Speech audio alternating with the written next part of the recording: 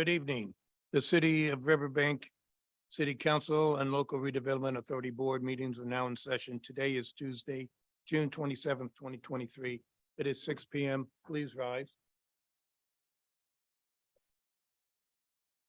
I pledge allegiance to the flag of the United States of America and to the republic for which it stands, one nation under God, indivisible, with liberty and justice for all.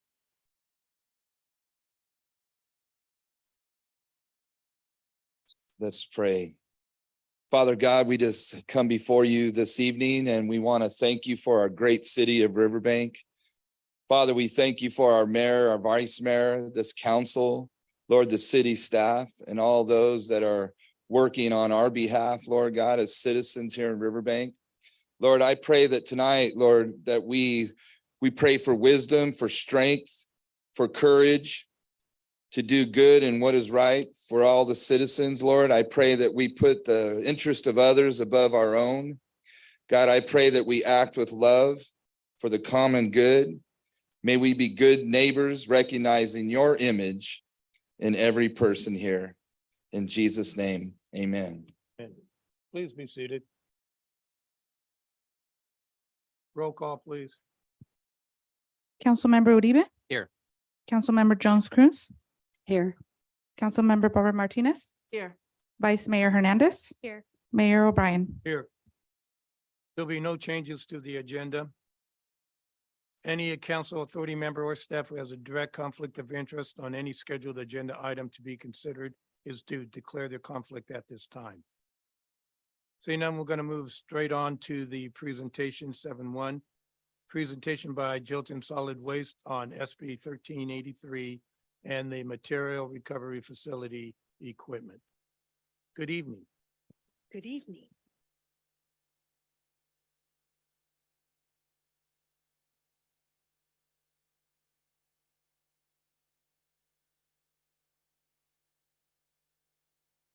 Good evening, Mayor, Vice Mayor, Council members. I'm Denise London from Jilton Solid Waste. First, I would like to state that the person that was supposed to give the presentation was unable to attend, so I got called up early this afternoon. Good, so it should be brief. It will be. I promise. So thank you for the opportunity to provide an update on all that Jilton is doing to process and divert organics from the landfill.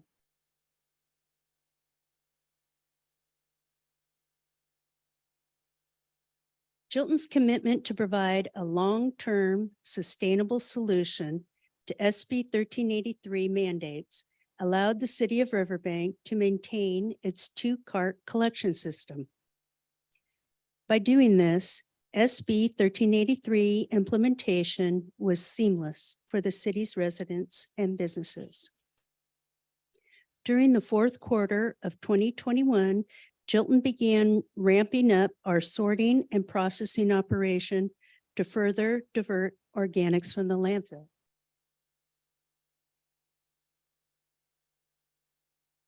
In January 2022, Jilton began implementing a hybrid approach of processing material, both mechanically and manually. We have accomplished this by installing new equipment, tripling our material processing workforce, and running our sorting operation in 2 shifts. Jilton runs 2 separate material processing lines, one for mixed organics or MO, and that is the garbage from the black can. And the second one is the source separated or the SSO, and that's the material from your green organics cart. In the next few slides, I'll discuss each of these steps in more detail. This slide shows the infrastructure improvements that have been made to the mixed organic or the black can line. We have upgraded sorting belts, installed a new scale, purchased and installed a new screener to remove organics from the mixed organic stream, installed new sorting chutes to capture organics and recyclables, purchased a new heavy equipment loader, and poured a new concrete slab and purchased a material handler.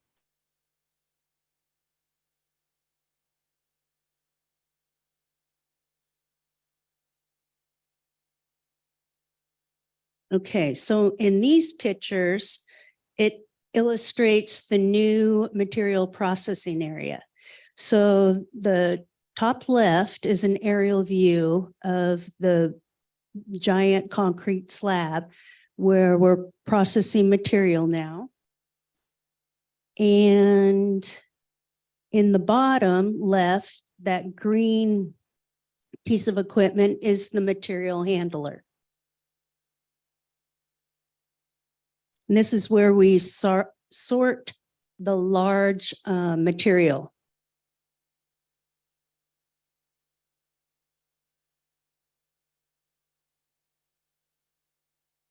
Okay, now these are pictures of our mixed organics line. So the picture on your left is a picture of the conveyor belt that it's going upwards, and it has residential garbage from the black can on it. And then at the top of that, it falls down onto a conveyor belt where there we have several employees that are plucking out the organics and the green waste from the mixed organic or the black can.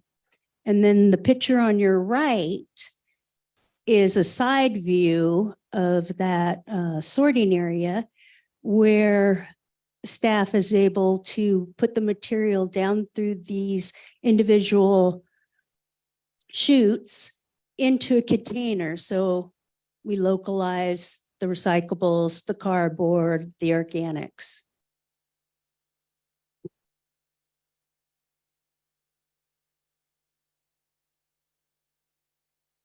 Okay, so these are pictures of our source separated organics line. This is the stuff that's coming out of your green organics can.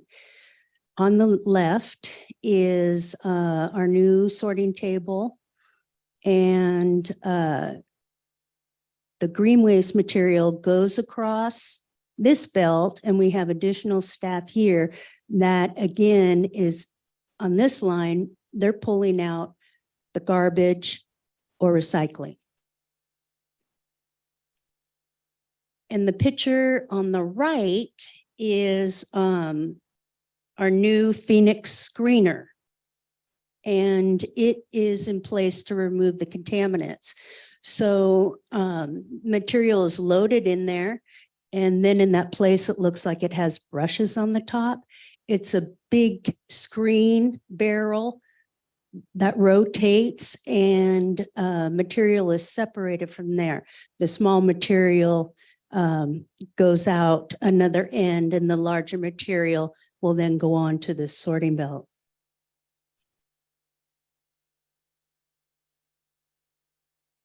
Okay, this is another picture of the Phoenix screener. And this loader right here is loading the green waste that's come from your residential cans or businesses into the screener to begin processing.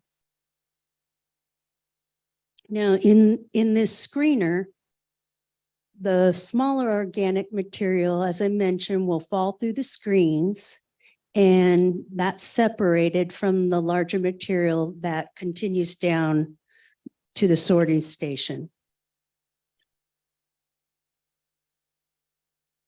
Okay, so this is a picture. That pile in the front here is the smaller material that came off the screener that I spoke of. And we refer to these as fines. And they are complete organic material, as you can see.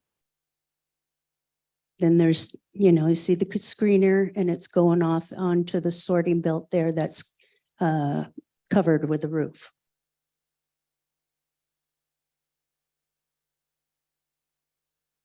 Okay, so this is the other end of the process.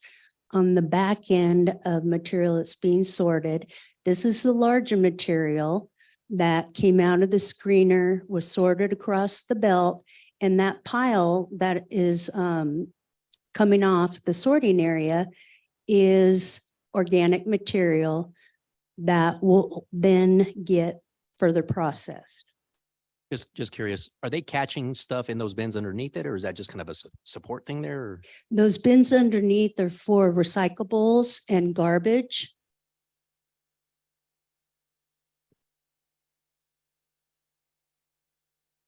Okay, so in this picture, the pile on the far right is the sorted organic material that has just come off the screener. The pile on the far left is the organic material that's been processed and ground and is ready for compost.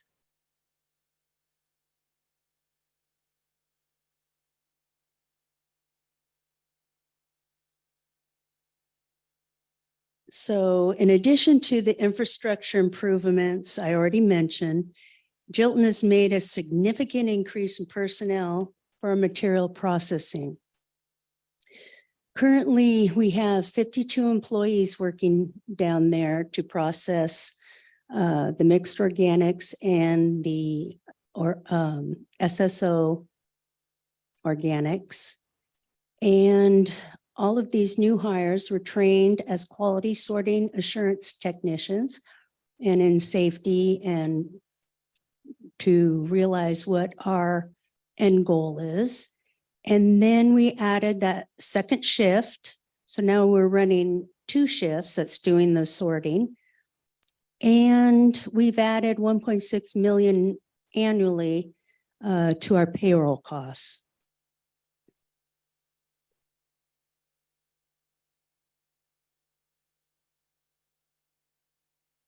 So to date, these are the investments of what we have done so far.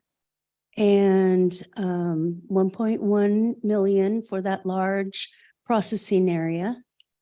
And then in machinery and equipment, 2.3 and 1.6 annually for the increased labor for a total of $5 million.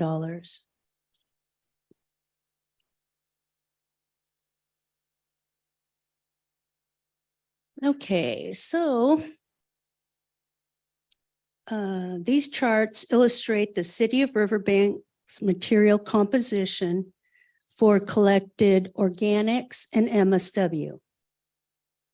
So the MSW is your garbage can. And these are the results of our first quarter material audits on incoming pre-processed materials. So you can see from Riverbank residents in their organic can, we found that it was 88% organics, only 4% garbage, and 8% in the green can was recyclables. And then on the other side, in that black circle, the garbage that's just supposed to be garbage because we have a separate organics can. Also, residents are allowed to put the recyclables in there. We pulled out 14% of the organics and 7% of the garbage stream was found to be recyclables. So we do want to mention that Cal Recycle asked Jilton if a team of their audit staff and managers could take a tour of our facility as a training ground to observe our processes. We conducted a tour in December of 2022 with a team of 16 Cal Recycle staff and management. And their feedback to us was that Jilton is going above and beyond to process and divert organics. We felt really good about it because it was very positive. Any questions? Just one quick question. So back in the day when me and the old city manager took a tour of Jilton, I don't know if you guys remember Sean, we were told that there was going to be a new facility. We were given the location and all that. Do you guys have the renderings of that, or is that still the kind of the game plan for that? Well, it wasn't a new facility. We were going to update what we already have. Got it. And I think what you're speaking of is pictures that we've shown before of what was in San Jose as an example of what a high diversion MRF can look like. But in the meantime, we have upgraded our equipment where we're doing the exact same thing, but it's outside of the building. Okay. And we're very heavy on employees right now. Thank you. Mhm. I have a couple questions. Yeah. First off, you're out in the open weather-wise. They say it's going to be 107 this weekend and going to be hotter the following week.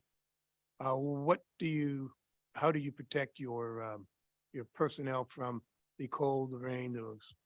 We had a little bit of rain this year. And Mhm. how does that rain affect the process of separating the organics? Well, I know what they're doing for the heat. I don't know what was done with the rain. Here's Richard Chilton. Good evening. The heat's always a problem. We're in the valley, no matter if we're inside a building, outside a building, or whatever. You can see the inside the building, there's a canopy. We have water coolers in the summertime to help keep our folks cooled down. We work earlier morning shifts to accommodate for the heat. The rain wasn't really a major burden or slowed us down or caused us to do anything different. It's one of those things that we're accustomed to dealing with and working with. So it's always a challenge no matter where we're at. So there's neighboring cities that have 3 can systems. They would still have to do the same process you're doing with the 3 cans, because you can never be certain that my neighbor would put something in the green can that shouldn't be in there. Right, Not that my right now, neighbor the would do that. 3-can system is somewhat being sold as the solution. And that was one of the things that when we brought to you, a few years back when this thing first started, that our experience and everything that we have seen over the course of the years we've been handling, and we've done different processes of material. I mean, you go back in history, City of Riverbank used to have a co-mingled, that's why some people have gray cans. It was a co-mingled recycling process, and it ended up being a glorified paper recycling process. If you take them recyclables out of and look at that and say, I want the blue can, we're doing that in one of our cities that's real close adjacent to you. They chose to go the 3-can route. Their cost is about $12, $15 more a month, something like that. And you're probably getting maybe 5 or 6 pounds average per resident of recyclables. We're able to take that away, pull that material out in our system, be able to pull that system out. So if somebody does make the mistake, the neighbor does put something in yours, you're not going to get penalized. And some of these other cities that have went that way, it's all up to the residents to do everything. They have to sort the black can and make sure all the organics is in the green can. And if you don't, you're going to be fined. That's when opening statement was, we came into this system pretty much seamless. We're not out trying to penalize people for doing the wrong thing. Yes, there's going to be education that we have to do, part of the 1383 requirements, but it's not a end of the world kind of situation. If you put your organics in your black can, we're gonna pick it up on that sort line. So long answer to a short question.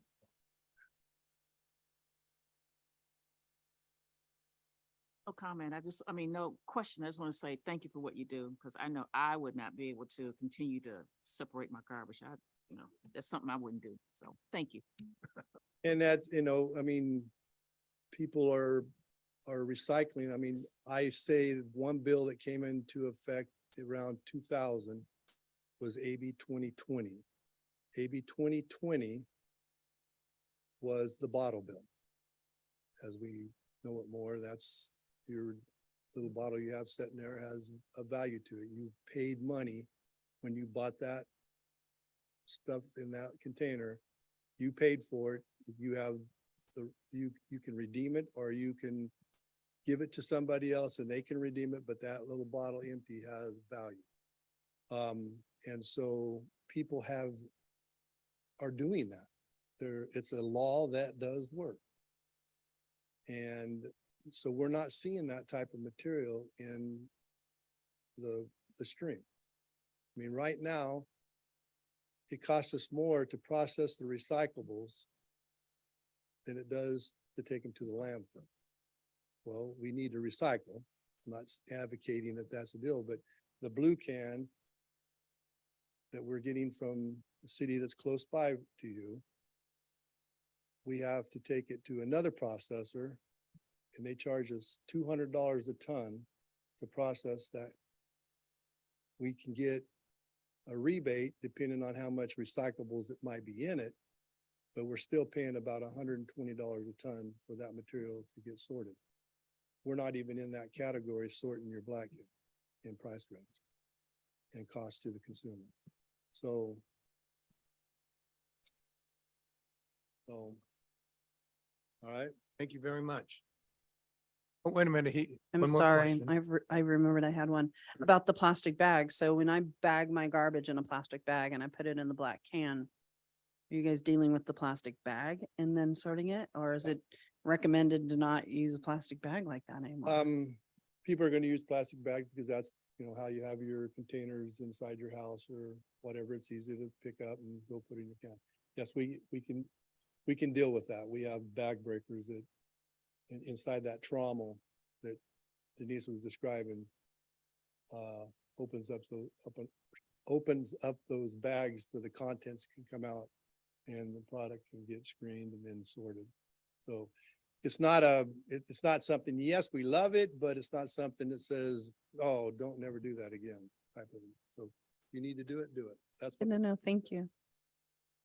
Thank you very much.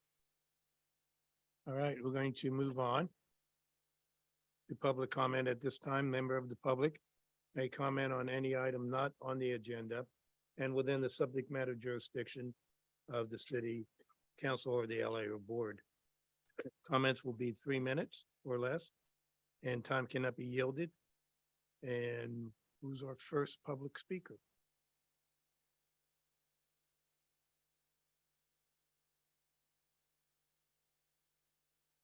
That would be me, Jamie Yeagers, 7730 McHenry Avenue, Modesto.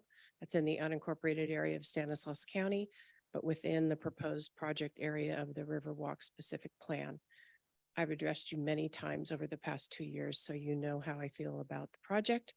Our concern is that building on prime ag land is very inconsistent with both the county's ag preservation policy as well as Riverbank. So we encourage you when this project comes before you to vote no and direct homes to be paving over soils of lesser quality. Thank you.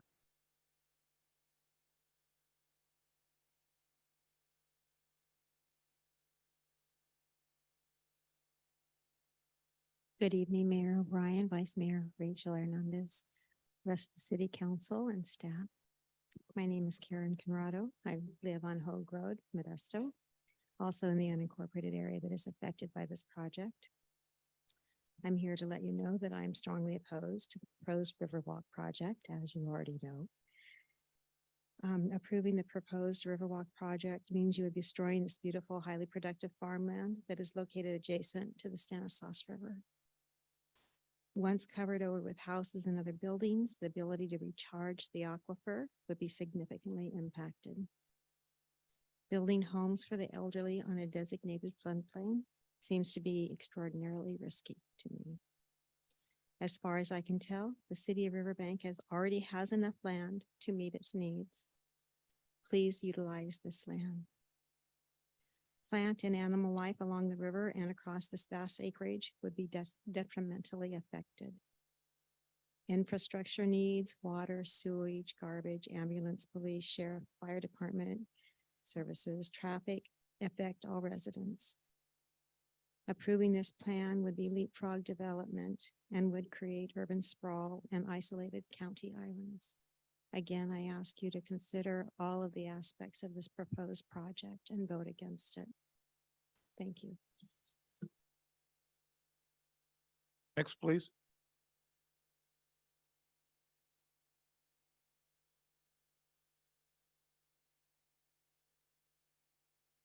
Sergeant David Hickman with Riverbank Police Services. First of all, Chief Ridenhour is at training this week.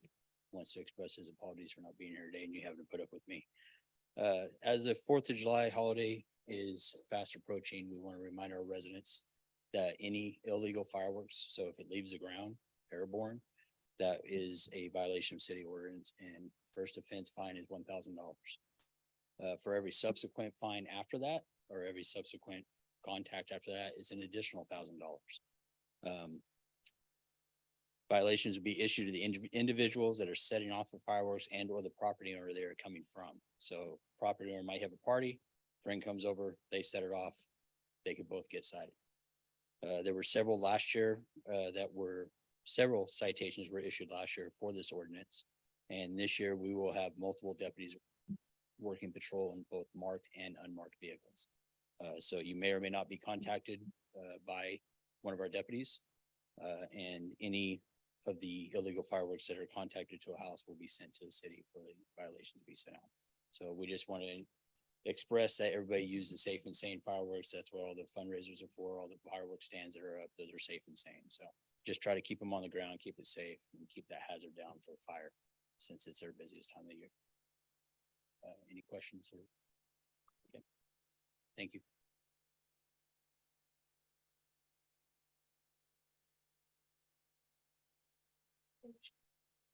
Being no other public comments, we're going to go to the consent calendar. Item 9.1, waive readings. Item 9.2, approval of the City Council Local Redevelopment Authority Board minutes of 13 June. 9.3, acceptance of the Stanislaus and 7th Street Valley Gutter and Curb Ramp Project and authorization to file a notice of completion. Item 9.4, resolution to award bid for the Topeka Street Improvement Project to Consolidated Engineering, Inc., authorize the execution of future change orders, and authorizing a budget amendment in the amount of $85,000 from the Sewer Fund 106. Item 9.5, resolution approving the Transportation Development Act Local Transportation Fund non-transit claim for fiscal year 2022-23, other purposes, and amending the budget of the City of Riverbank to conform to said claim. Item 9.6, resolution of approving the First Amendment to the agreement between the City of Riverbank and Muni Services LLC and authorizing the city manager to execute the First Amendment. Item 9.7, resolution awarding a contract for executive recruitment services to Mosaic Public Partners for the recruitment of a director of Parks and Recreation, authorizing the city manager to finalize and execute said contract and allocate $25,000 from the general fund reserve. Is there anyone wishing to comment on any of these?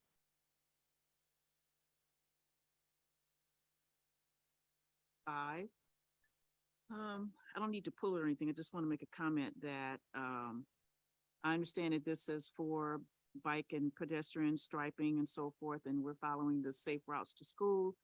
And this also includes the striping that we do for bike and pedestrian and for our crosswalks, our lighted crosswalks. And I just want the public to know that it takes budgeted money. We will be working on some of the streets with these funds that we get for this, but it just takes time. And we eventually will get to your area and your city is working hard to make sure that happens. That's it. Thank you. Any other comments or questions? Seeing none, I bring it for consideration. I'll make a motion that we accept the consent calendar as stated. I'll second it. We have a motion to approve in a second on the consent calendar. Roll call, please. Councilmember Uribe, Yes. Councilmember Jones Cruz, Yes. Councilmember Barbara Martinez, Yes. Vice Mayor Hernandez, Yes. Mayor O'Brien. Yes. Motion passes 5-0. Item 10-1, public hearing for proposed solid waste rate increases. Mayor and council, good evening. Tonight, Tammy Alcantar, Assistant City Manager, will be providing the staff report on this item. Good evening, Mayor, Vice Mayor, and Council. So tonight is for the council to consider a proposed solid rate increase of 4.2% to be effective July 1st of 2023. So Jilton has been providing us waste management services for over 40 years. Their current contract began in April of 2022 and is set to expire in April of 2028. April 12th of 2022, we held a Prop 218 hearing, and the current rates were adopted with an increase that was based on additional services required by SB 1383 that we just heard all about. So part of our contract is in section 9.1, rates of franchise agreement, identifies that the city will adjust the maximum changes to customers annually. The increases shall be based on the CPI as published by the U.S. Department of Labor and based on the previous 12 months, May to April, and that increase shall not exceed the 5%. So staff did gather the CPI increase, and it's at the 4.2% for 2023. So I do need to give a little clarification regarding billing rates. When we adopted the rates for the May 1st increase, the MSW cart and organic carts were billed together. That's how we previously did our billings. So we had bundled rates. So when we went to put those rates into our billing system, we realized we needed to separate. We needed to separate out what a 90-gallon can was for MSW and what it was for the organic carts. So when we initially got them, we bundled them, and then we separated them out in there. So we had one charge for the MSW cart, one charge for the organic cart. And we did this to assist with tracking of the types of carts at each location. We previously were not tracking when somebody had multiple organic or recycle cans. So when we did the rate, this is the split out. We split it evenly between the MSW cart and the organic cart, and that's the way that it's appeared on customers' utility bills. Going forward, when Jilton gave us the rates, they set the additional rate was to be for the organic cart. So we are making that correction this time. So our current monthly rate is the $35.25. It's going to $36.73. It's going to be broken out a little bit differently. Your MSW cart's going to look a little bit more expensive, and your organic cart is actually going to be less. The bottom line is that the rates are still the same. We build bundle. Every resident has a black cart and an organics cart. So they were on every bill. So there was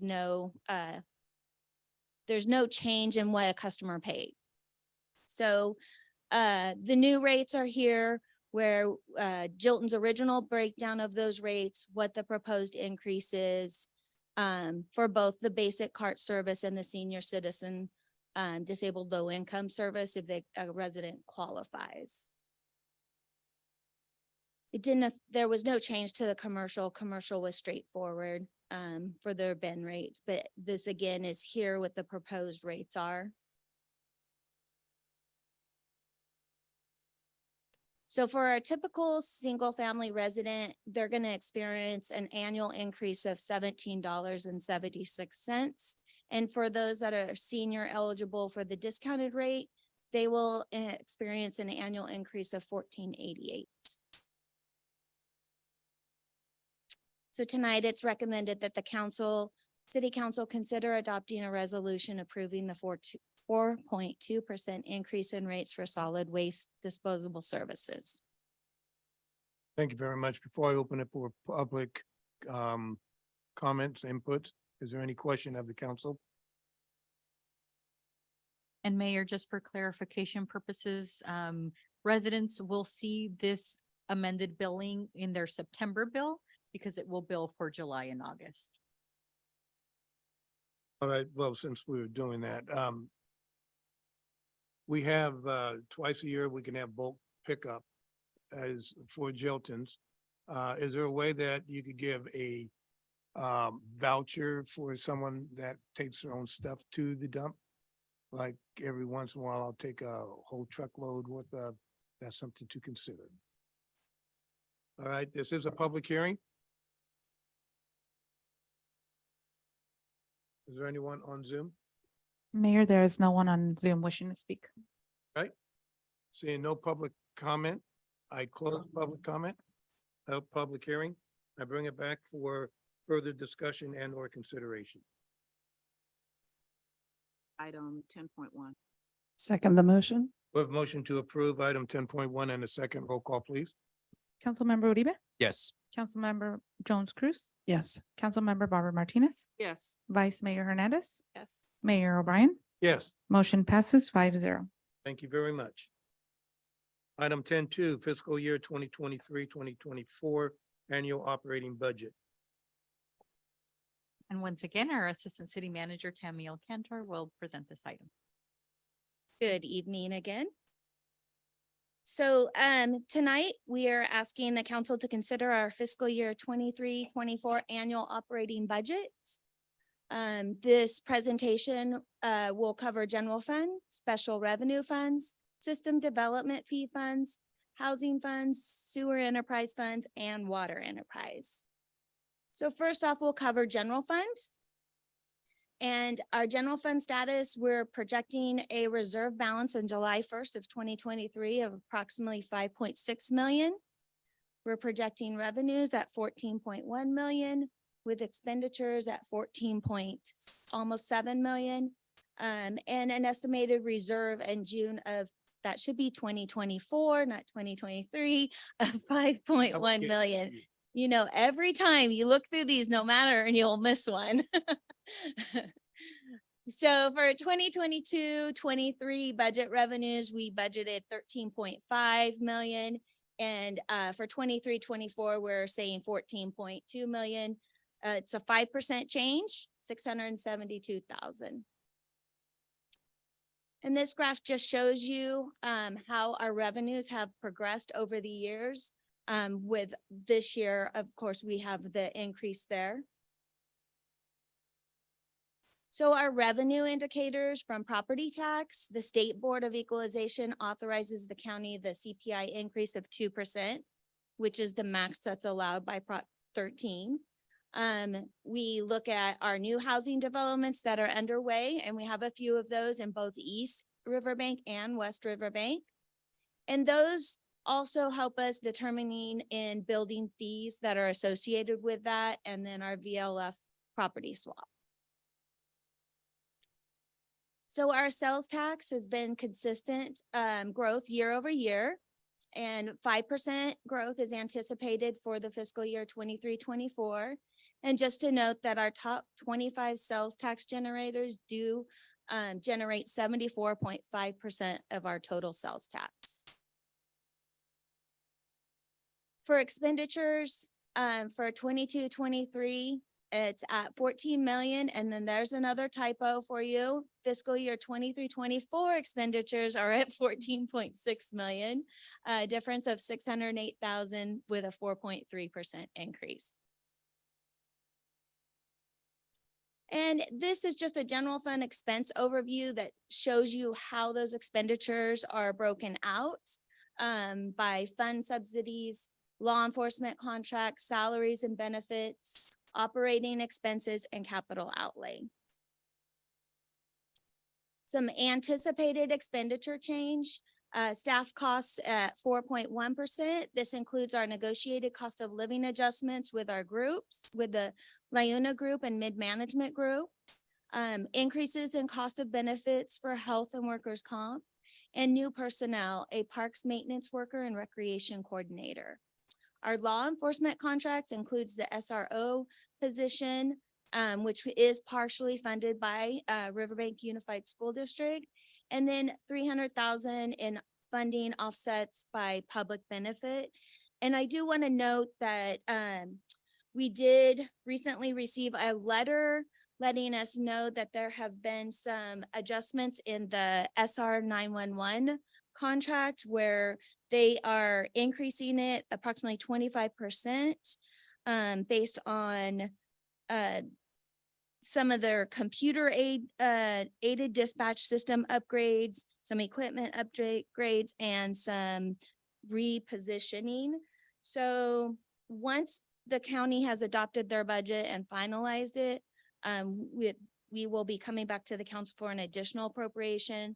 Currently, it's approximately $45,000, $46,000 increase in that contract. So some of our capital A projects are storm basin outfall ramp repairs, replacement of 7 doors at the pool, a server replacement upgrade, downtown tree replacement. I think that's downtown tree trimming, sorry about that. And then a robotic pool cleaner. Yes, sir. All right, you also, never mind. Later on, there was some, I just remembered it, I read it. Expensive for like a air hockey table for 5,200. Yes, there are some expenditures for the teen center. Right, $5,200 for an air hockey. I mean, I went through those detailed and I was thinking, that's a huge air hockey table. I wonder if it has real ice on it, and never mind, but there are some of those expenditures, I think they're well padded. Well, these are all based off of quotes that we get. And so particularly with the amount of use that we get on some of that equipment, we want to make sure that it's going to be sturdy enough to last us at least another 10 years. The one that we have now has lasted us quite a long time. But we do understand your concern. And then some of the other items that we are looking to purchase are actually new programs that we're hoping to start, which is the archery program Yeah, that and was pretty expensive. the pickleball program. Well, it is archery. With the amount that you're spending, you could do what was that, the string of movies, oh heck, I had a, pardon? No, it was the games, the Hunger Games. You could do a whole series of. Yeah, well, the archery equipment was $3,500. Right. And obviously you want to get enough to have a good group that can sign up. And then the pickleball equipment was $1,500. Yeah, I don't know anything about pickleball, but I have done archery and, okay, never mind. Shut up, O'Brien. Okay, so future items to consider, continual effects of unfunded state mandates with SB 1383 and MS4 requirements, and then our continued gas tax fund subsidy. Future recession, mortgage rates are now at 7.6% versus 6.3% last year when we were doing the budget. Average home prices at $494 compared to $487 in 2022. And then rental rates, $2,000 compared to $1,800 last year. So next, we're going to go into special revenue funds. So these funds are legally restricted to be spent on specific areas of projects. Examples would be our gas tax fund, which is street maintenance and street capital projects, and includes sidewalk, curb, and gutter work. Vehicle tow fund grants, police tow fund collected from towed vehicle for traffic enforcement, and then our public benefit cannabis revenue and expenditures. So of all of our special funds, we have a beginning estimated reserve of 8.1 million. We're estimating revenues coming in at 6.7 million and estimated expenditures at 12.5 million with an ending reserve of 2.3 million with a structural surplus of or deficit of 5.9 million. So several funds are designated to operate as a structural deficit due to the nature of the revenues received, one-time revenues, grants, or state allocations. So some of those projects we could have received funding in prior years, and now we're getting to those projects, and that's why you're seeing some of that deficit there. So our system development fee funds, legally restricted to be spent on projects identified in the approved system development fee program. Fees are paid by new development, both residential and commercial, funding for infrastructure related to new development.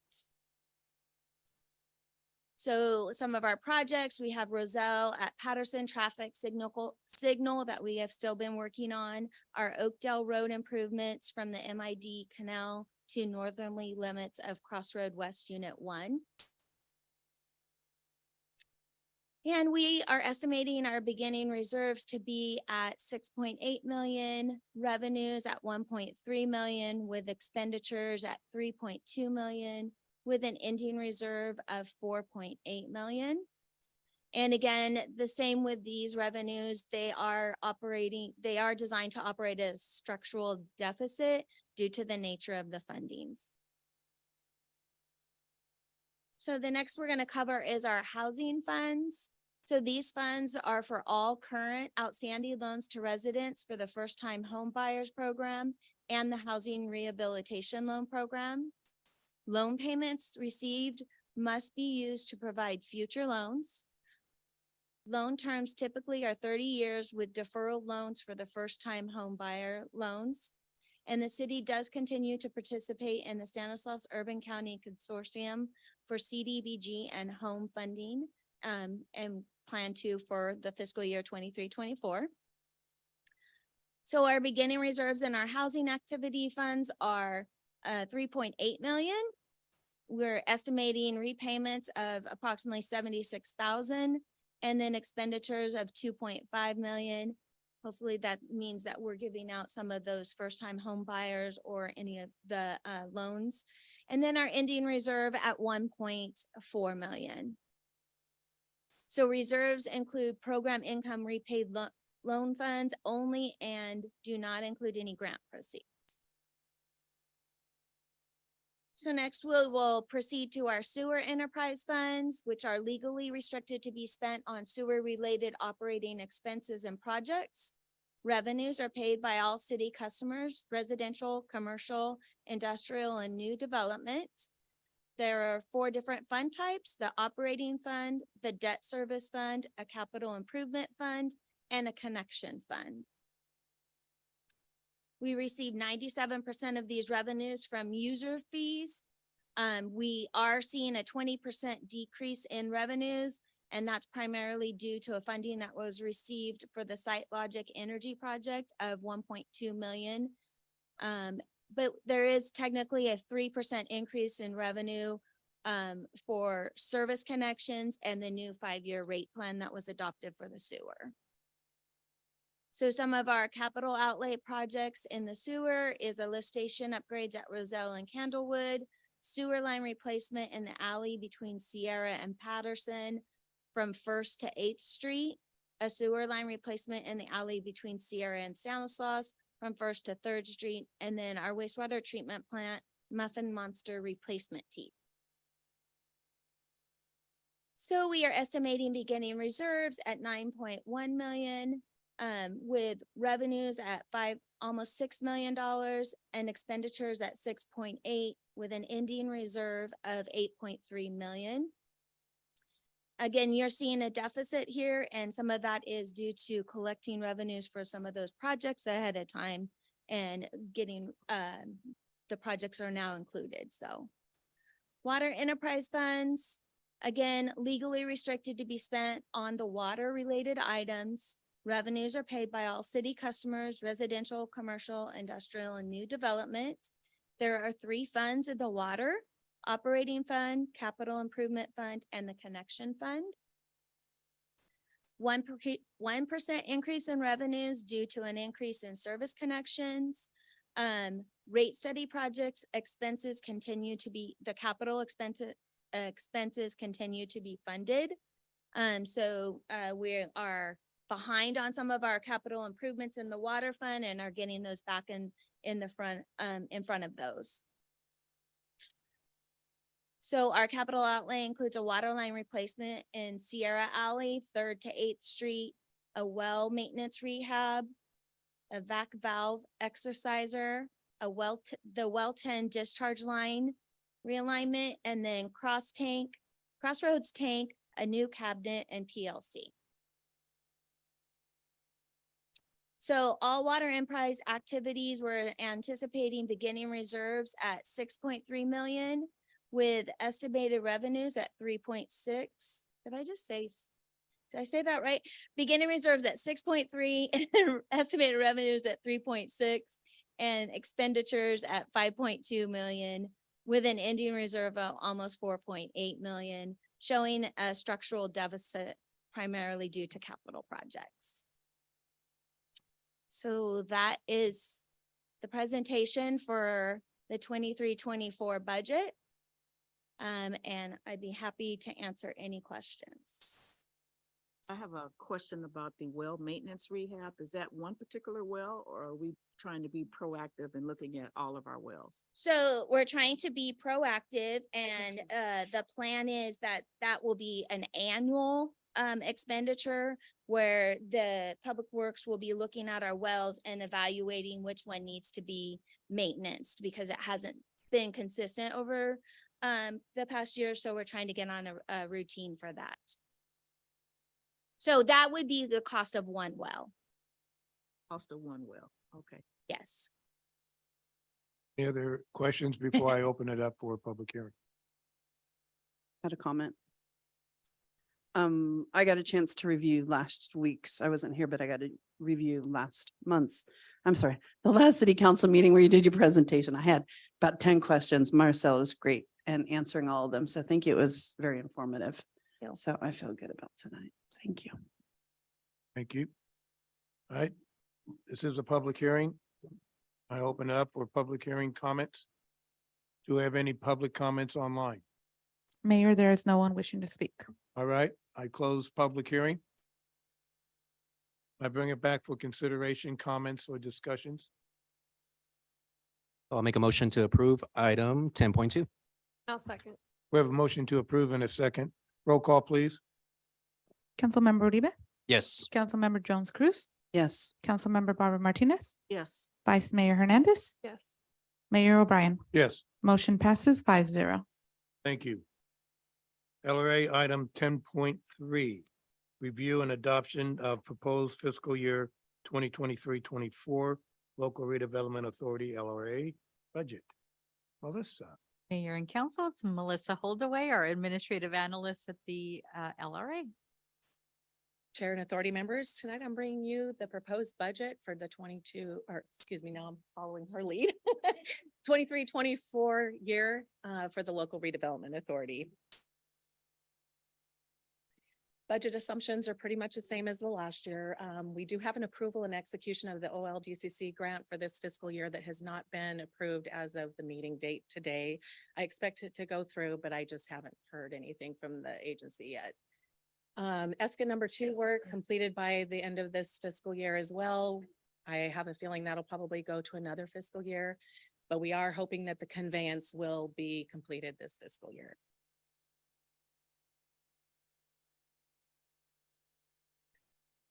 The LRA budget funds, I'll just go over them for anybody that doesn't know. We do have three funds that operate the LRA budget. Fund 197 is the leasehold, and this fund accounts to site revenue and expenses that has changed in this last year for annual payments from the master developer and no longer from tenants, miscellaneous revenue, and then general administrative expenses. The Fund 198 grants is for the Office of Local Defense Community Cooperation. And that old OLDCC covers our personnel costs, administrative costs, and professional services for legal and special studies. And traditionally has been at 90% with our match at 10%. And finally, Fund 199 is the ESCA, the Environmental Services Cooperative Agreement. This fund covers contracts associated with the remediation project and disposal, along with personnel and administrative costs associated with that project. Now, our LRA preliminary budget overview, we have estimated revenues from those three sources at about $1 million, a little over, and the estimated expenditures at 1.4 million with a structural deficit of 382,000.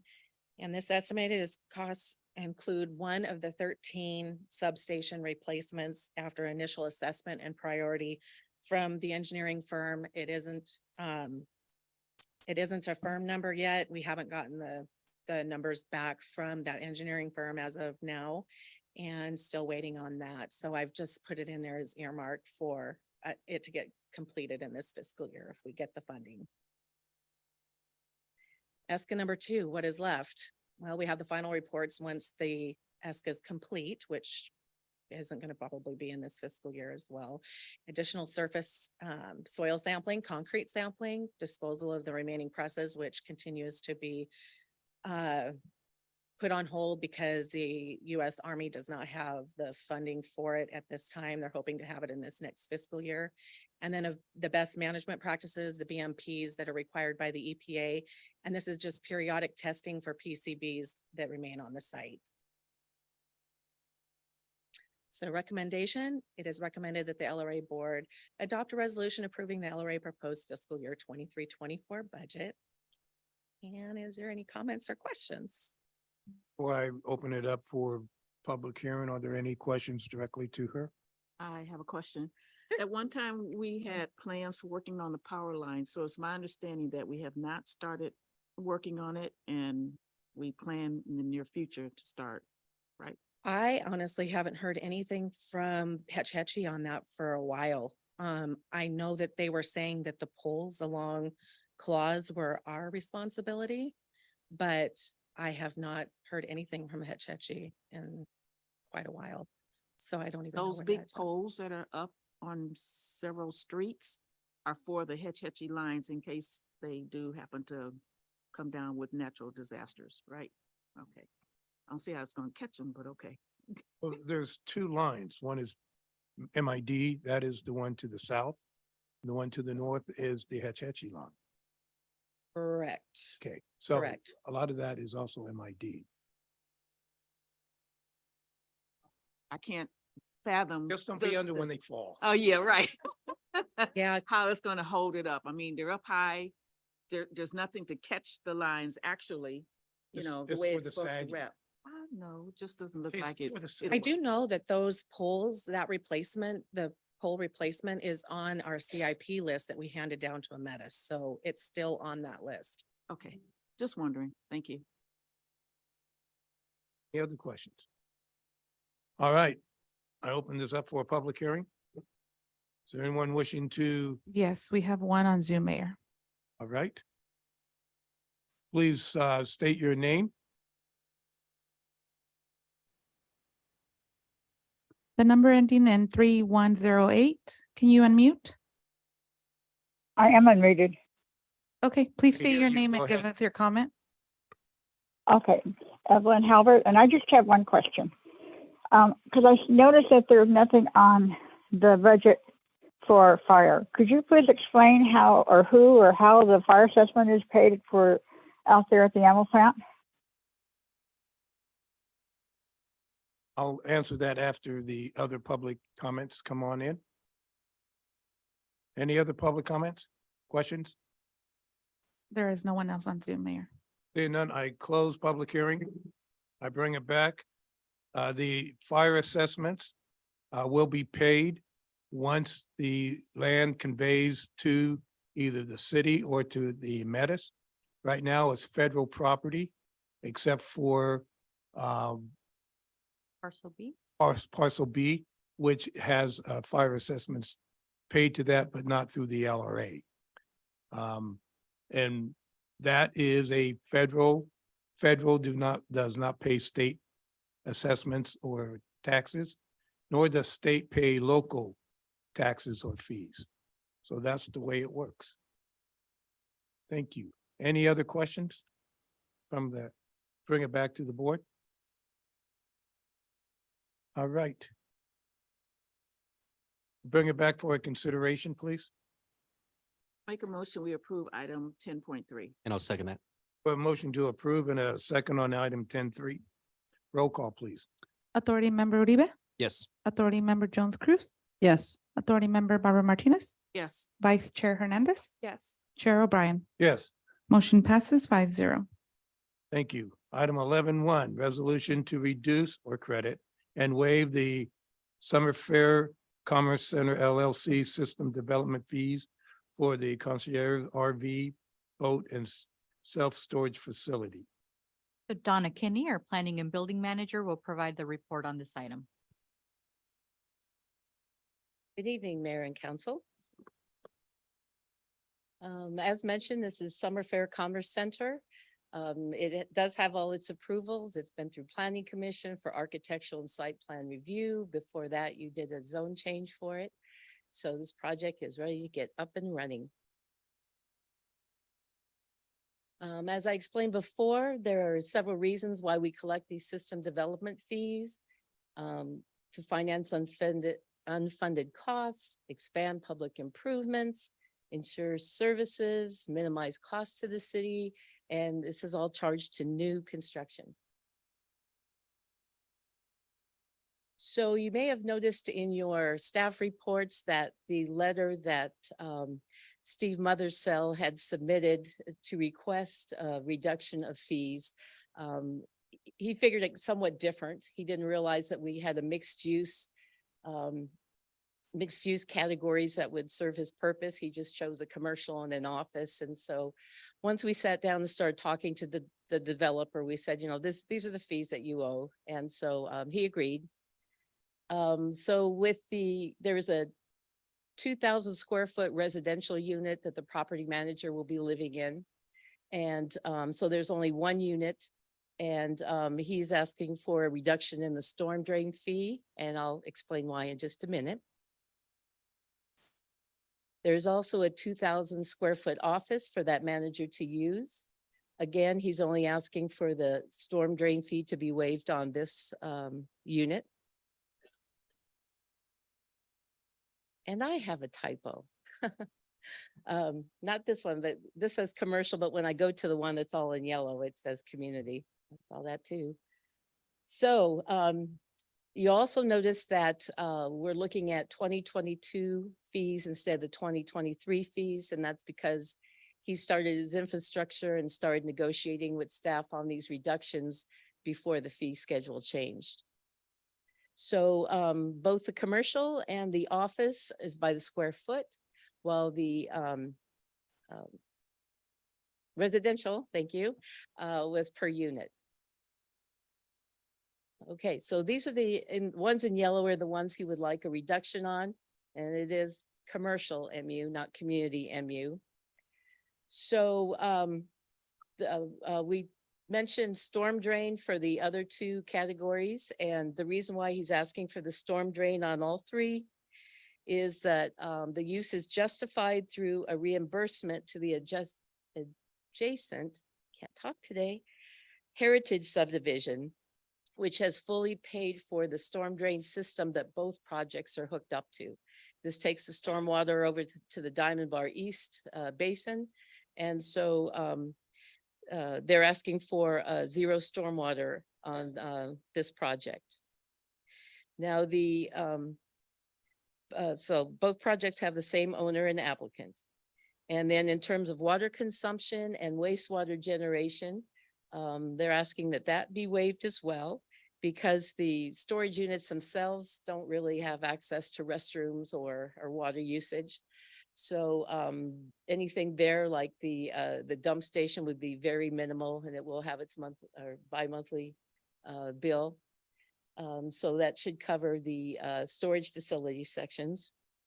And then he's also asking for a reduction in traffic because it's been found through the Institute of Traffic Engineers manual that the storage facility really does have a lower traffic impact than a normal commercial non-residential use.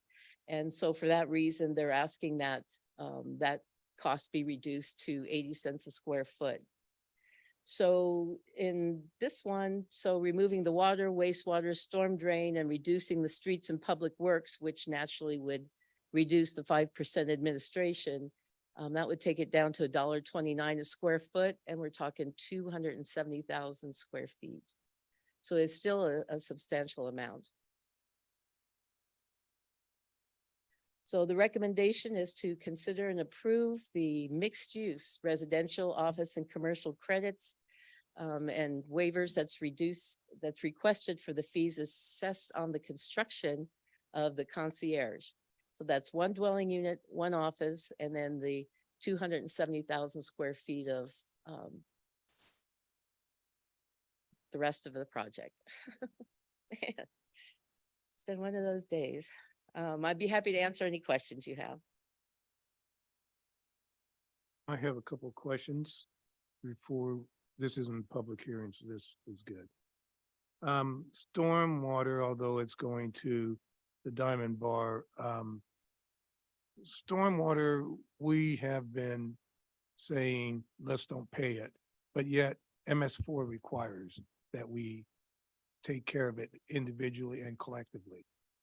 So I need to have a strategic plan on stormwater, how we can do the MS4 requirements and keep waiving the fees. The second thing is water. Yeah, they don't use water, but they have a fire suppression system. They also have to have since you have vehicles in there, they have to have more heavily protected. So why are we suggesting that we waive the water fee?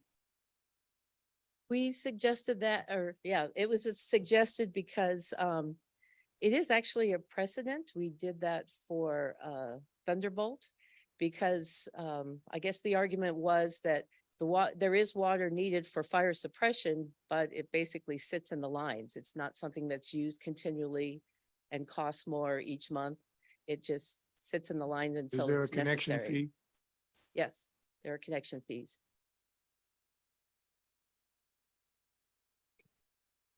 On your question regarding stormwater, yes, we have the MS4 requirements that we're mandated to ensure that we comply with.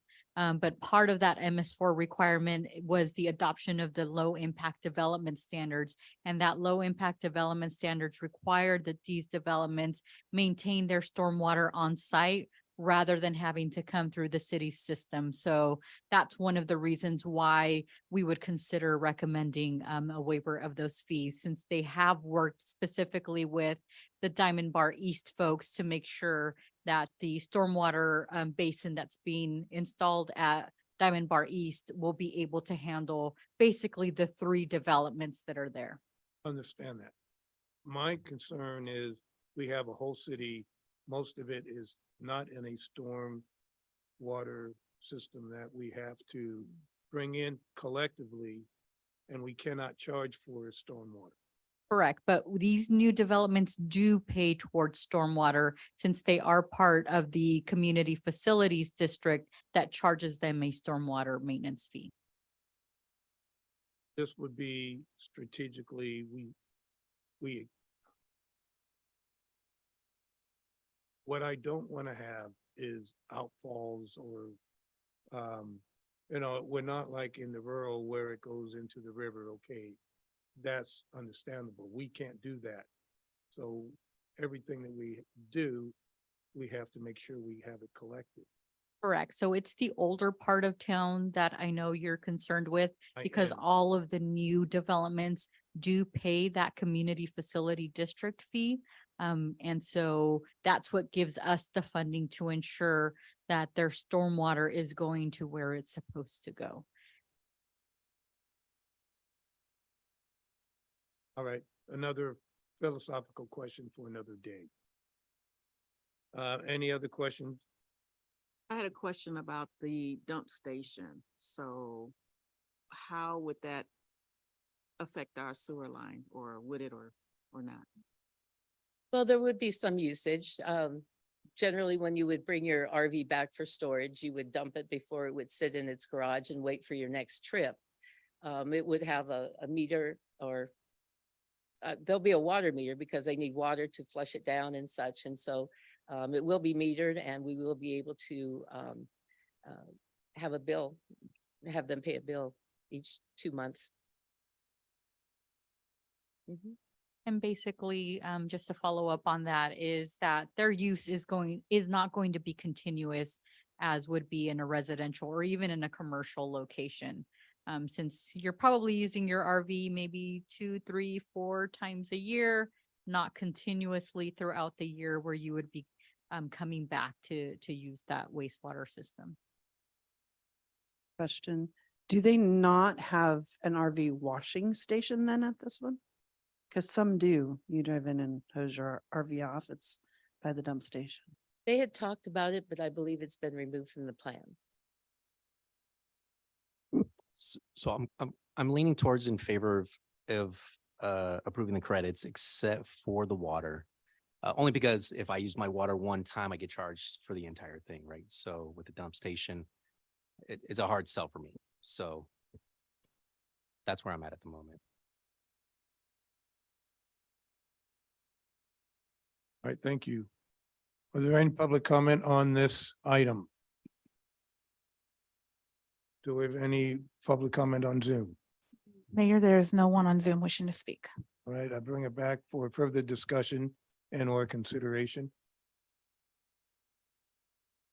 I'll make a motion that we accept this item as stated. I make a recommendation that we accept this item with the exception of not waiving the water fees. I would second that one. Any further? Okay, so we have a motion and a second. I have a question. So you would want the full amount of the water and no reduction? So no waiver and no reduction in full amount of water, even though the storage units don't use a lot of water and this is by the square foot? You pay a basic fee and then anything above and beyond that, you pay additional. Right. I was talking about the system development fees, not a monthly fee. No, I understand that. Okay.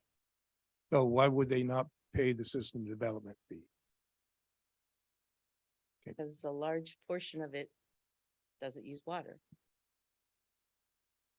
Remember, there's a storage facility that we're looking at, which does not require the use of water on a daily basis. And so the impact to our system is not as much as if it would have been either a typical commercial building that has customers coming continuously in and out, a lot of employees that are using the restroom, washing hands, et cetera. With the storage facility, you might have a customer that comes in once a day, once a month, once a year. You have one employee that's going to be at the office for a certain limited amount of time. So the water usage is not going to be as much as you think it's going to But be. this is a system development fee, not a consumption fee. Correct. This is the system development fee. And so usually you want to set that for those fees for that infrastructure that's going to be significantly impacted by this new development. At this point in time, we don't feel like there's going to be a significant impact to our water system by the nature of this of this type of commercial. You'll notice we didn't ask for a waiver for the residential portion because someone will be living in that home. Someone will be using water continuously, compared to a storage facility, which might use water Mayor, every so often. Mayor, we have developer Steve Mothersell on Zoom wishing to speak. Mr. Mothersell? One moment, please. So what was the total system development fees prior to waivers? So for the commercial unit, it's $17.40. And since we're requesting a waiver of the water, wastewater, storm drain, a reduction in the streets, then it drops down to $1.29 a square foot. Water was $2.44 a square The foot. water was $2.44. Yeah.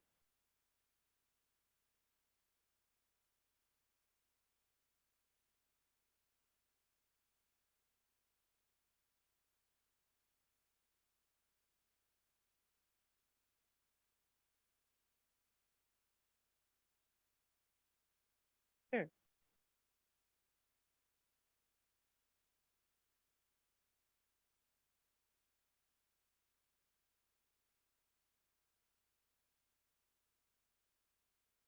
In your estimation, what is the impact on our system development fees by granting this waiver? Not on the fees, but on our system development in the future. We collect these for our systems. By not collecting it, what is the impact? If there is something major that needs to be fixed, then we have to find the money elsewhere if there's not enough in the system development fees. Have input? Mr. Mothersell? Can you hear us? Yes, can you hear me? Yes, please give your Okay, comment. thank you. You're welcome. Thank you, Mayor O'Brien and members of the council. These are all very good questions. After analysis of this project and its impact to its infrastructure, to the citywide infrastructure, we concluded with staff that the project had the impact of one small single-family unit and one small office. And therefore, we propose that we pay the appropriate impact fee for those two pieces of buildings. The both of those are unmetered system, and the rest of the project is supplied with I think it's a 10-inch fire line that loops through the project. And if there were to be a fire and the sprinklers are set off, that water is metered as well. So there's no free water.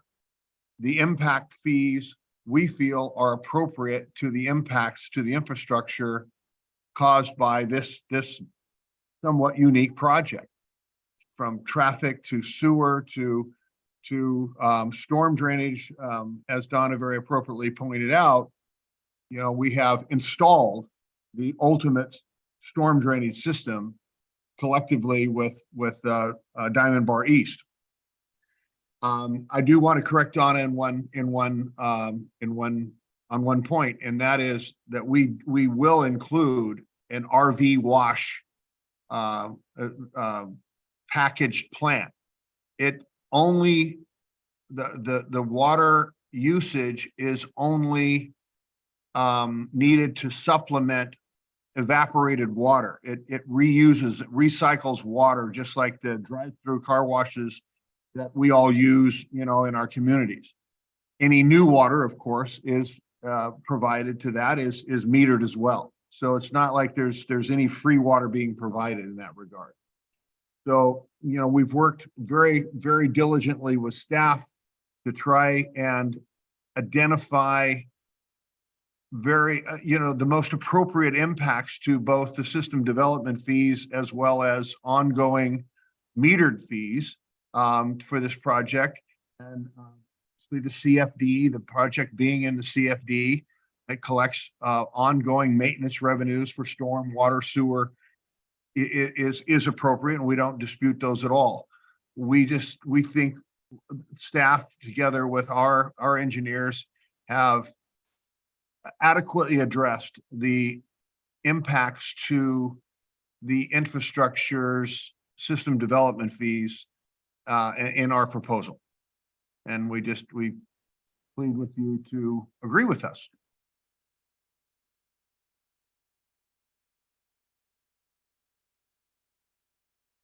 Thank you. Happy to answer any questions you have of me. Now, I also want to point out, this is the biggest, as Donna said, this is the biggest part of this project is storage, mini storage, okay? There's a number of RV spaces for both boats and RVs. It is probably, I haven't done the math, but I'm going to say it's somewhere between 30, maybe 35% of the overall project. The rest is just mini storage.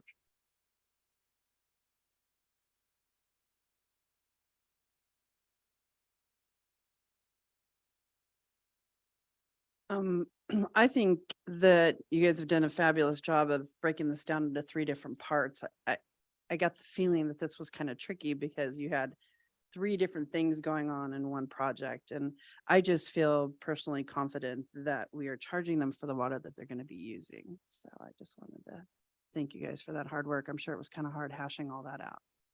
Yeah, it was, but I think that it's been approached very logically. The landscaping on the perimeter is all drought tolerant landscape on both the Claus Road side as well as the Sierra Street side. The other 2 sides do not have any landscape. They back up to the Heritage subdivision and also the railroad right of way. So there's no landscaping on those sides, but it's as water efficient as we could possibly make a project of this nature. So there will be water usage on site. Excuse me again, Mr. Mayor? There will be water usage on site. Yeah, there'll be water usage by the residential unit. There'll be water use and minimal water usage by the office. There'll be water usage for the landscaping, and there will be water usage, very minimal, subsidized water usage for the recycled wash bay. And then, of course, the fire line is a metered line as well. So all water going into the project for all of those uses is all metered.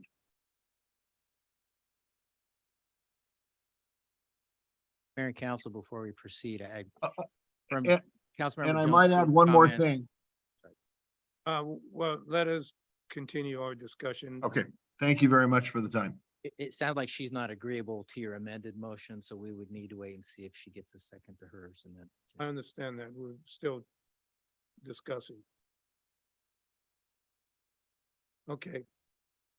There is an amended motion and a second. And we have the primary motion, no second. Is there a second on the primary motion?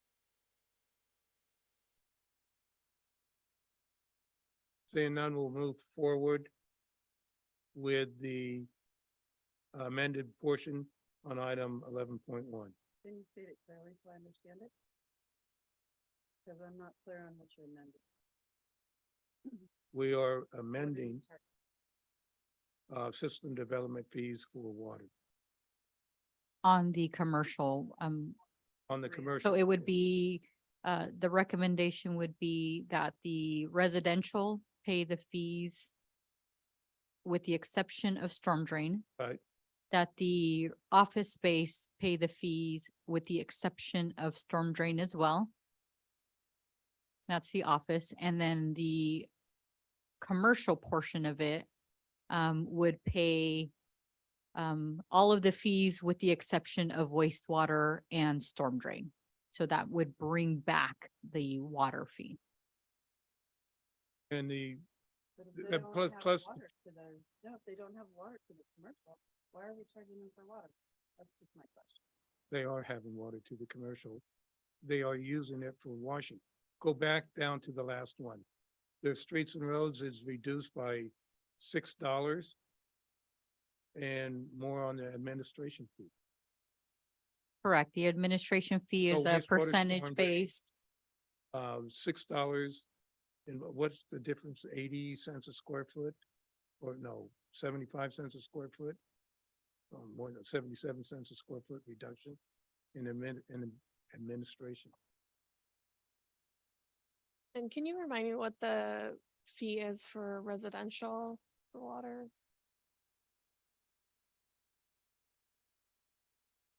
It'd be $2,395. Well, that's storm drain. So for water, it's 5,738.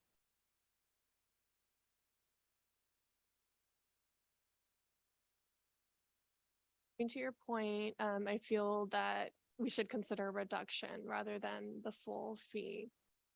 Because there is a difference in how the water is used for this commercial property, so maybe I think we should discuss a reduction.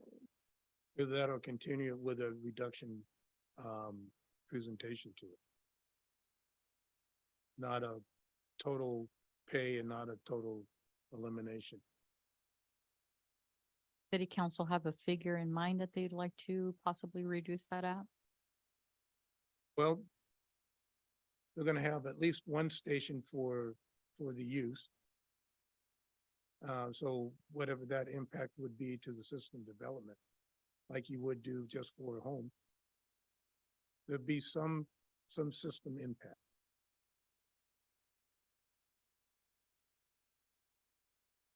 But what would council feel would be appropriate? A minimum, what a home would have to pay. Since you're having at least one station, how many stations is he going to put? He proposed one. One. That is, and system development is different than consumption. I understand water usage is water usage. But still you have the impact on the system development fee for the water, the hookup and whatever else you have for that. It is a reduction. A reduction. Yeah, it is a reduction because it would be only one. That's your point. Yeah, no, I'm agreeing with you. I'm saying there's a reduction. Mayor, we have another comment on Zoom. Closed comment. Okay. Who is it? I don't know. With the tablet.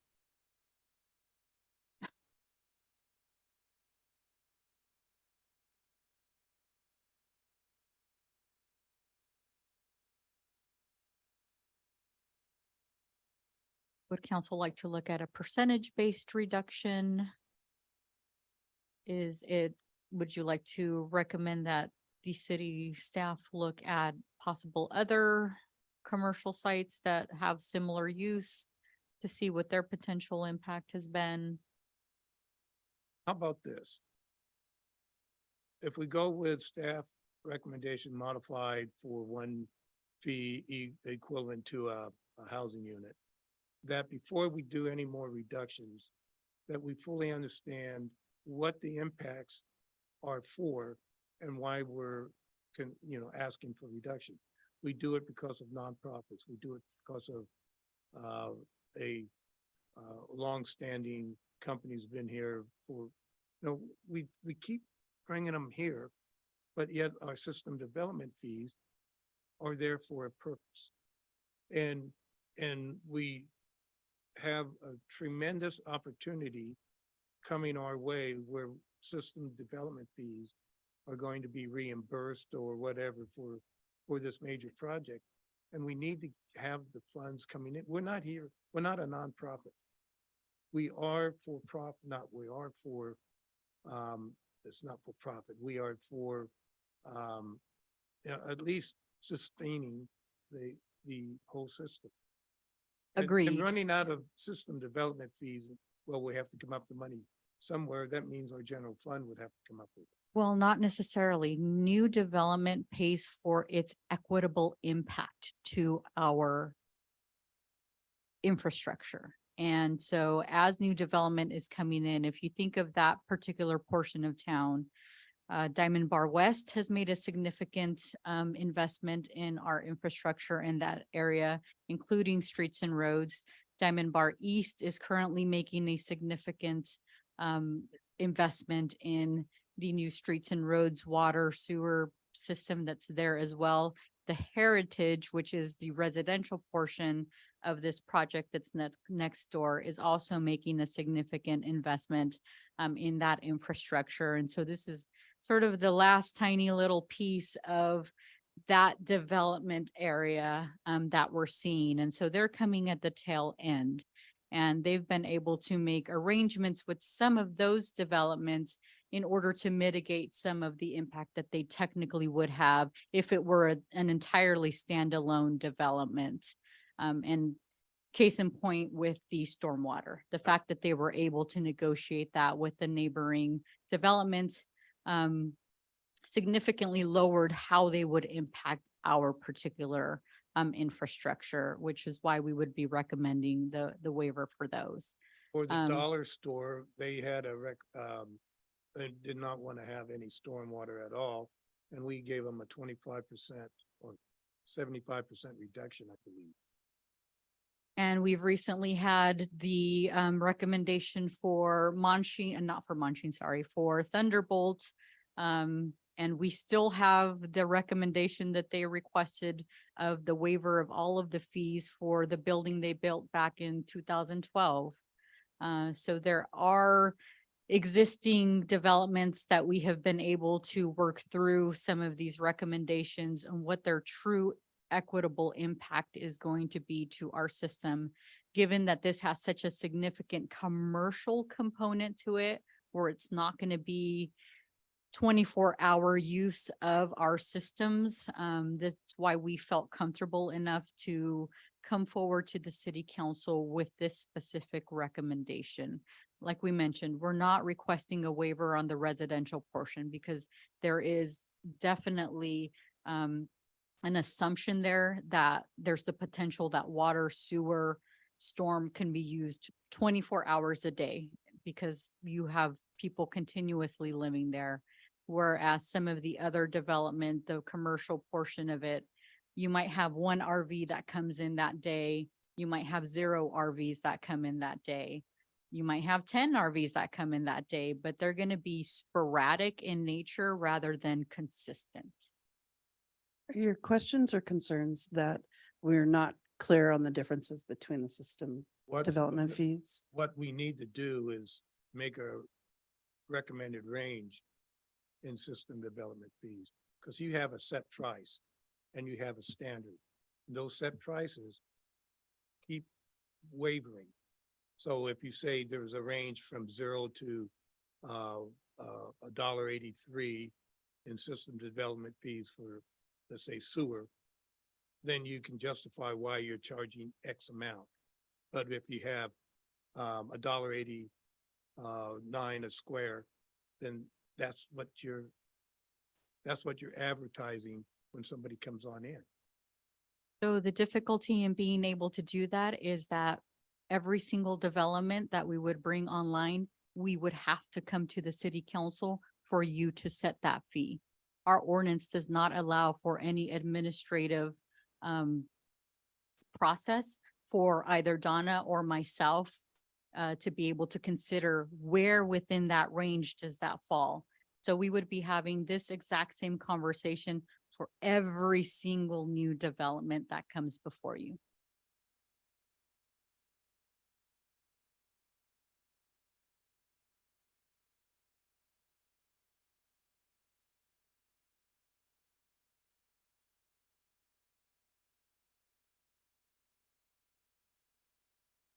Tell you what, I'm not going to stop the process.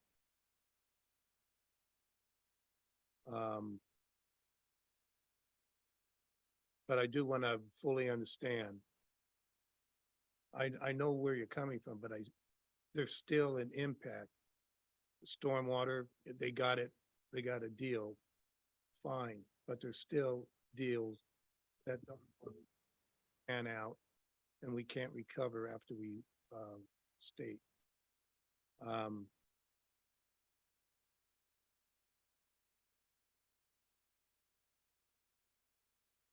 Understood. And if city council wants to consider recommending a waiver of 75% of the fees of half the fee, then that certainly is your purview. I like, if I could, Luis, I know you have a motion on, Oh, I got a second off your motion. No, go ahead. then I would like to modify my motion to have a one-time system development fees for the commercial storage unit equivalent to one housing equivalent for your water system fees. So that would equal $5,738 total.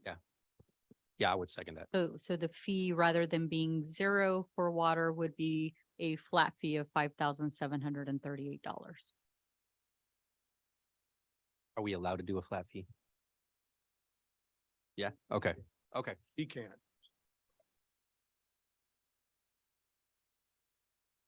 Yeah, I second that. Yeah. Well, I'm comfortable with the flat fee. That's, That fee is a lot less than unless it's 1%. That would be 1,700 or 17,000.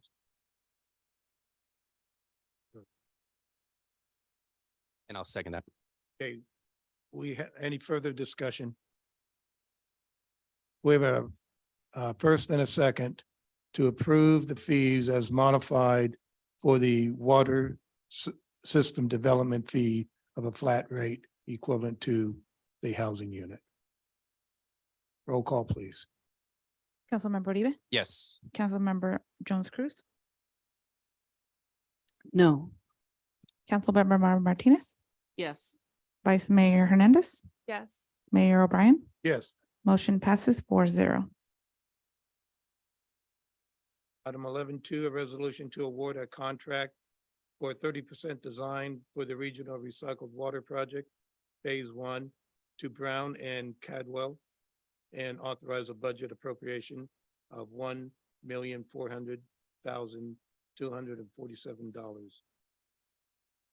Mayor and council, our Director of Public Works, Cody Bridgewater, will provide the staff report on this item. Mayor, Vice Mayor, members of the City Council. In 2022, the city proceeded with completing 15% design documents in order to apply for financial assistance with the State Water Board and FEMA for the Regional Riverbank Recycled Water Project. Advancing the design from 15 to 30% design level of detail will allow the project to proceed as financial assistance is garnered and to reaffirm the scope and cost of the project. Following an open request for qualifications or an RFQ process for preparation of these 30% design documents and staff's review of the one statement of qualifications received from Brown and Caldwell. Based on the qualifications and experience, tonight's request is to proceed with awarding the contract to Brown and Caldwell.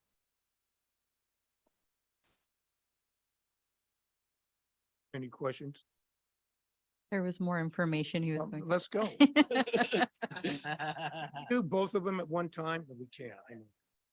So in order to solicit statements of qualifications for design, a request for qualifications was prepared and published in the city's website on November 4th of 2022. The submittal period for the RFQ closed on December 7th, 2022, with only Brown and Caldwell submitting. And a committee of city staff reviewed the statement of qualifications for the proposing firm's understanding of the project, experience with related work, the firm's project manager experience and qualifications, and overall team's experience and qualifications, and proposed schedule and ability to complete the project within the timeframe requested. The proposed 30% design effort will advance the details of the design, including evaluating potential addition of grit removal and cost-efficient management of wastewater solids, and will support advancing the project towards implementation. The 30% design is expected to take approximately 8 months to complete, and therefore would advance the project design through approximately March of 2024. So during this advancement of design, under a separate but complementary scope, the project permitting with the Regional Water Quality Control Board would be initiated, and encroachment permitting with BNSF Railroad and San Joaquin County Public Works Department will be initiated as well. The cost element of this project is $1,272,952, with an additional $127,295 supporting additional design detail or to address required changes in the preliminary design as a result of site investigations to be appropriated from the city's wastewater enterprise fund. So city staff recommends city council adopt the resolution to award a contract for the 30% design for the regional recycled water project phase 1 to Brown and Caldwell, and authorize the budget appropriation in the amount of $1,400,247 from the sewer fund 106 for fiscal year 2023-2024. And I have Mr. Mike Harrison, the engineer for Brown and Caldwell, here to answer any technical questions that you may have regarding this contract. Thank you. Are there any questions before I open it up to the public? All right. Do we have any public comment? Mayor, there is no one on Zoom wishing to speak. Okay, I bring it back. Any further discussion or recommendations? So just quick comment. So just based off the timeline, it's not looking like we're not going to get anywhere near about 75% until about March of 2026-ish. That's probably when we'll probably go back out to the state revolving fund, the one that we From- unsuccessfully went for. The 30 to 60 to 75% range will be much less time. Much less time. Okay. That was just one of the things I was trying to track there as you're going through your slides there. Okay.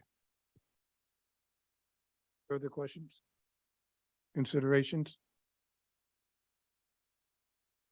I'll make a motion to approve item 11.3. I'll second the motion. 11.2. We have a motion to approve in a second item 11.2. Roll call. Councilmember Uribe, Yes. Councilmember Jones Cruz, Yes. Councilmember Barbara Martinez, Yes. Vice Mayor Hernandez, Yes. Mayor O'Brien. Yes, Motion passes 5-0. thank you. Item 11.3, I'm sure this is you again. A resolution to award a contract for the 30% design phase program management and project permitting support for the regional recycled water project. Mayor, members of council. So based on input and direction from city council, the phase 1 implementation of the 15% preliminary design level and support preparation of financial assistance applications to multiple funding sources and to support preparation of environmental documentation has been completed. The now proposed 30% design effort will advance the details of design, including evaluating the grit removal and wastewater solids, and support the project towards implementation. And based on the design, staff has negotiated a fair and reasonable scope of services and budget with KSN for ongoing program management, permitting and peer review assistance through the 30% design phase. Just background on the recycled water project in case those at home may not have a full understanding of the project they were doing. So wastewater generated within the city is proposed source of recycled water in the Riverbank Regional Recycled Water Project, and has the potential to capture and reuse wastewater to supplement freshwater sources, including in lieu recharge of groundwater. The proposed project includes improvements to the city of Riverbank wastewater treatment plant and recycled water distribution facilities within the vicinity of the wastewater treatment plant. It's envisioned that this water will be used to offset water used for agricultural needs. During this advancement of design to 30% under a separate but complementary scope, project permitting with Regional Water Quality Control Board will be initiated, and encroachment permitting with BNSF and San Joaquin County Department of Public Works.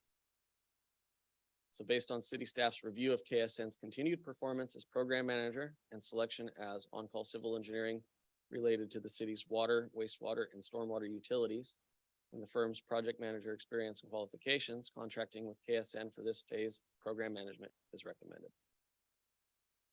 Cost of this element of the project is $199,202, with the potential to add an additional $19,920, supporting the pursuit of additional funding sources to be appropriated from the city's wastewater enterprise fund.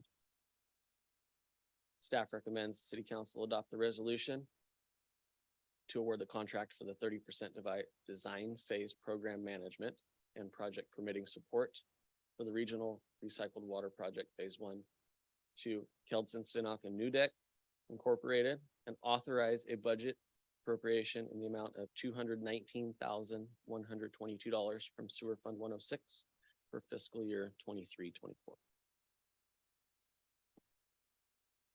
Questions before I open it up?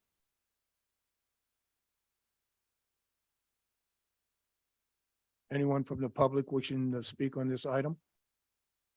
Mayor, there is no one wishing to speak on Zoom. Saying no public input, I bring it back for consideration. I'll make a motion to approve item 11.3. I second that motion. We have a motion to approve item 11.3 in a second. Roll call, please. Councilmember Uribe, Yes. Councilmember Jones Cruz, Yes. Councilmember Barbara Martinez, Yes. Vice Mayor Hernandez, Yes. Mayor O'Brien. Yes. Motion passes 5-0. Thank you. Thank you. Thank you. Staff comments?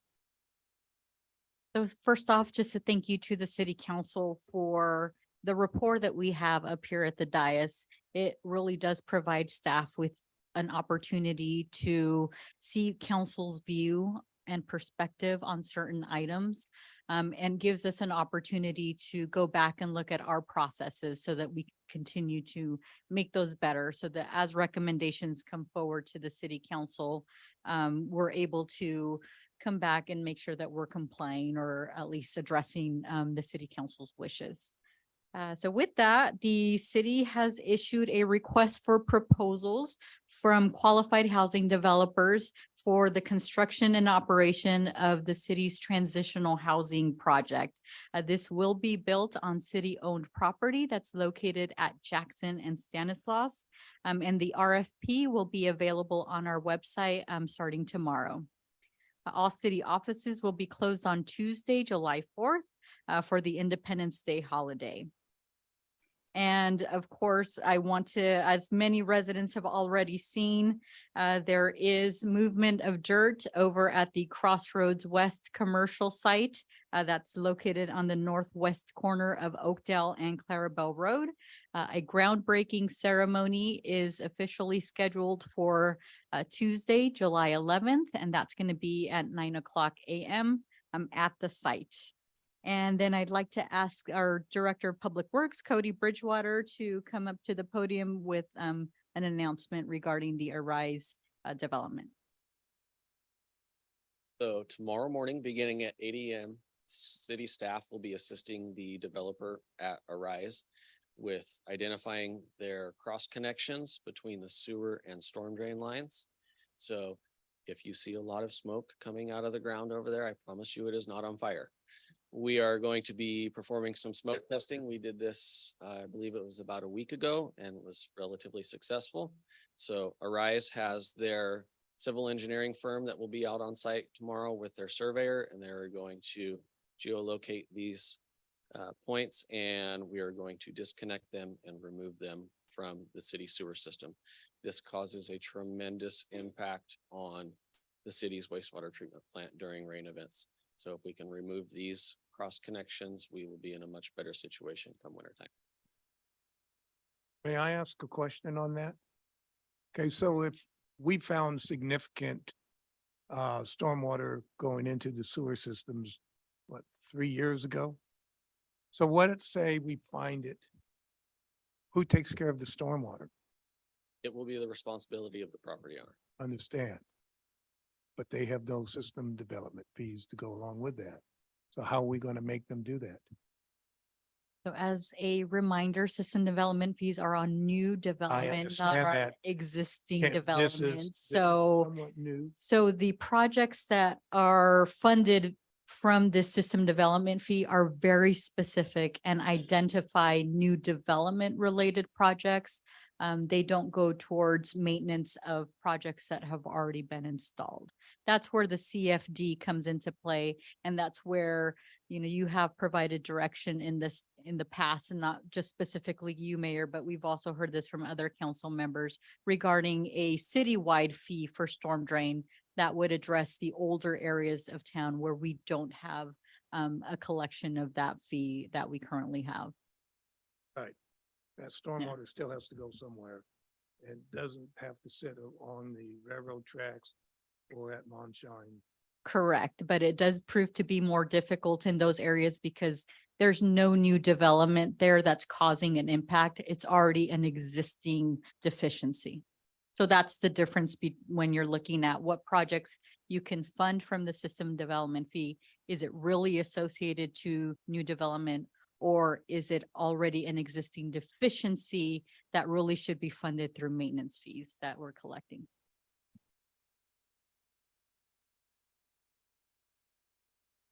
That is all from staff. Councilmember Jones Cruz. Thank you, Mayor. I just have two items. I didn't get a chance because I wasn't here at the last council meeting to personally thank the Riverbank recreational staff for putting on the downtown market. I heard nothing but positive comments. The only feedback was they wished it had been a little bit longer. So with that said, I just thank all their staff for doing that. Doing that the last few years, I know what a big job that was and an undertaking, and I really appreciate it. So if it wasn't for them, it probably wouldn't have gone on. So thank you very much for that. Last comment is I wish every one of you to have a fabulous 4th of July. Let's remember to keep it safe and sane. Thank you. Thank you, Councilmember Uribe. Thank you, Mayor. So I just want to take a quick moment to thank the volunteers of the Sister City Committee for taking the time out of their day on Saturday to show up for the fundraiser. I just kind of proud of these people in the committee that just kind of show up, take time out of their day and want to support Sister City of events. With that, we do have another fundraiser. We've teamed up with Minchie's, the frozen yogurt place at Crossroads. They'd like to do a fundraiser event all day Friday, July 14th from 11 a.m. to 10 p.m. Located at 2231 Clarabelle. Just mention the flyer.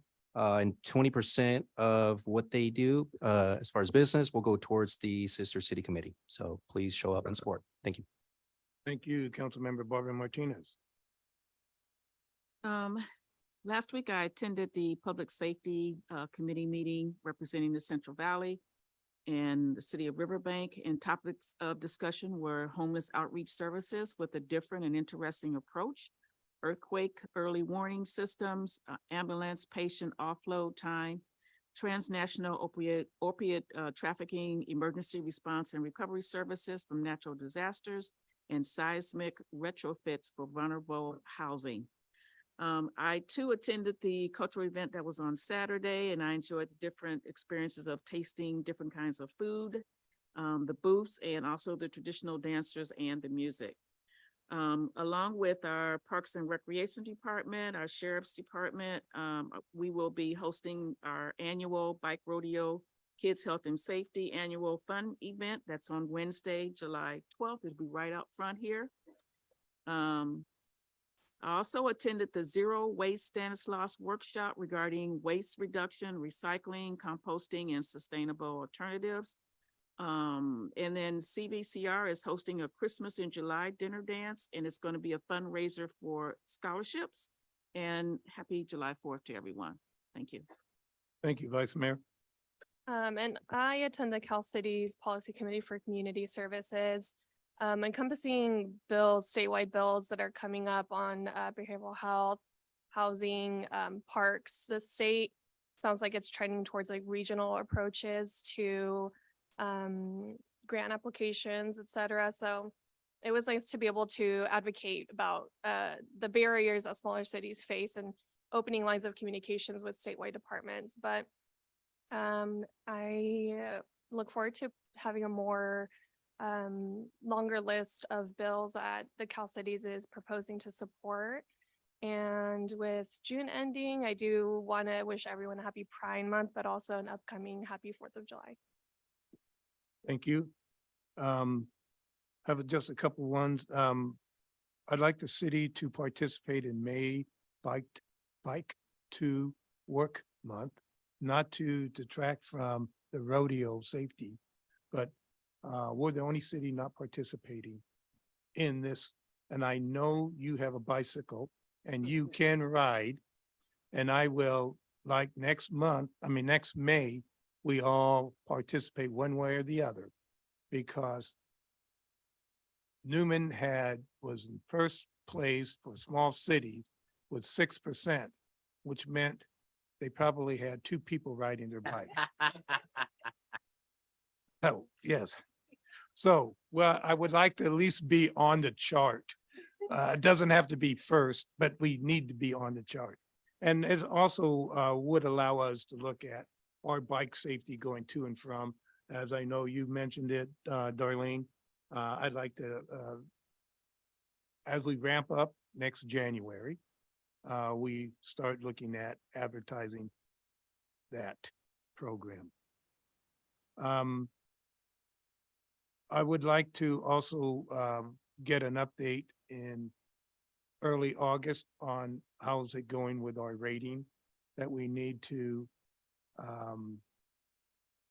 give. The reason why I'm asking is that when we went back to the US EPA, they loved our water recycle project, and it was a main hit today. And they would like to help support it with 80% low interest financing. But we need to get a rating and we need to work on that. There's actually a workaround around that I can. Well, talk that's about even later. more better. And with that, before I go into closed session, we go into closed session, I'd like to make sure everyone understands our July 11th meeting is canceled. And our next regular city council meeting will be on July 25th at 2023, 6 p.m. in the city, the city community center, where we'll be addressing a future upcoming possible development.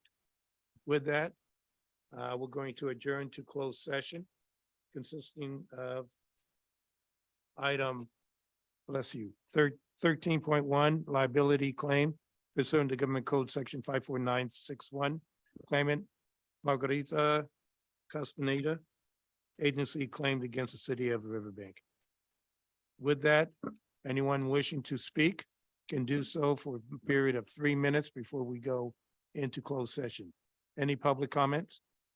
Mayor, there is no one on Zoom wishing to speak. Then we adjourn to closed session.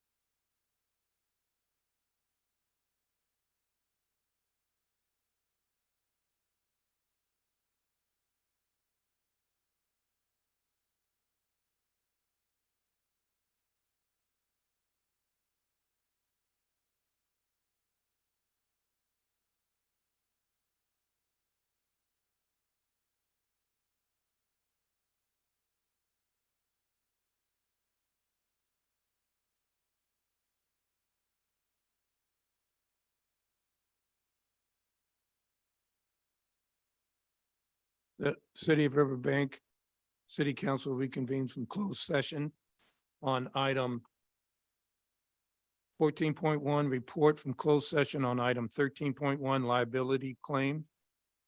Claimant Margarita Castaneda. The City Council carefully considered the claim, but by a 5-0 vote, we have denied the claim. At this point, we adjourn from our meeting.